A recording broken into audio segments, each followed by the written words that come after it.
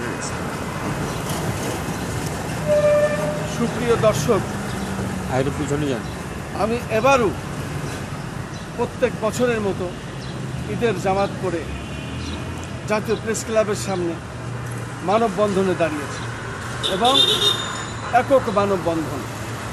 কেন দাঁড়িয়েছি এটা আমি দেশবাসীকে এবং রাষ্ট্রকে জানান দেওয়ার জন্য আমি দাঁড়াই।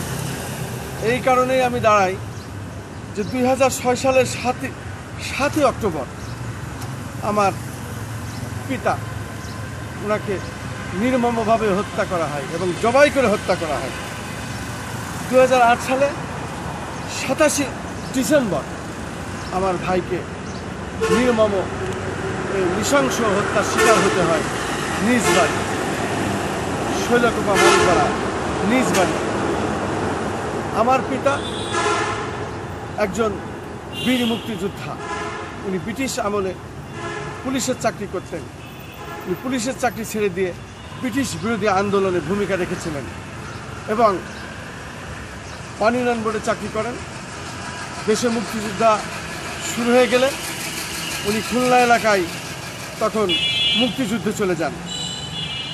সেই বীর মুক্তিযোদ্ধা আমার জন্মদাতা পিতা, যার জন্য আমি পৃথিবীতে আজও বেঁচে আছি, সেই পিতাকেও নির্মম নৃশংসভাবে এই দুষ্কৃতিকারীরা, এই হত্যাকারীরা নির্মমভাবে কুষ্টিয়ার খোকসাতে তার নিজ বাড়িতে জবাই করে হত্যা করে এবং এই হত্যাকারীরা একই সূত্রে গাঁথা। আমার ভাই ও আমার পিতাকে নৃশংসভাবে হত্যা করে এই হত্যাকারীরা। আমার ভাই একজন বিশিষ্ট রাজনীতিবিদ এবং বড় মাপের ঠিকাদার ছিলেন পানি উন্নয়ন বোর্ডের LGED। এই ঠিকাদারকে নগদ টাকার অর্থে তাকে হত্যা করা হয়।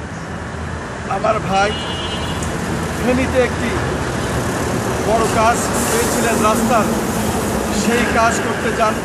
সেই কাজ সম্পূর্ণ হওয়ার সাথে সাথে ওই এলাকার গডফাদার, বিশেষ করে মাফিয়া ডন জনাল হাজারি তাকে ধরে নিয়ে যান এবং সমস্ত টাকা পয়সা, কাজের যে অর্থ, চেক তৈরি করে ব্যাংকের ম্যানেজার হাজির করে চেকে লিখে নিয়ে নেন। এই হলো আমার ভাইয়ের সবথেকে বড় আঘাত লাগে এখানে। তার এই আঘাতের কারণে সে বিভিন্ন রকমভাবে মর্মাহত হয়ে যায় যে আমি ঠিকাদারি ব্যবসা সারা জীবন করলাম, আমি রাজনীতি করলাম, আমি কাউরে একটু পয়সা ঠকাইনি, অথচ আমার এই জিনিস, আমার এই কাজ, আমার এই অর্থ কেন এইভাবে নিয়ে নেওয়া হলো, সেই বিচার আজও পাইনি। তার পেপারসপত্র হাইকোর্টে আমার এক আত্মীয় অ্যাডভোকেট, তার কাছে উনি মৃত্যুর আগে জমা রেখে গেছেন, যেখানে দেশের প্রচলিত আইন, আমি এটাই বলতে চাই যে দেশে বিচার বিভাগীয় তদন্তের মাধ্যমে, উচ্চতর তদন্তের মাধ্যমে আমি ন্যায় বিচার চাই। তাহলে এই হত্যাকারীরা ধরা পড়বে, এই রহস্য বেরিয়ে আসবে, কে বা কারা হত্যা করেছে, কেন হত্যা করেছে।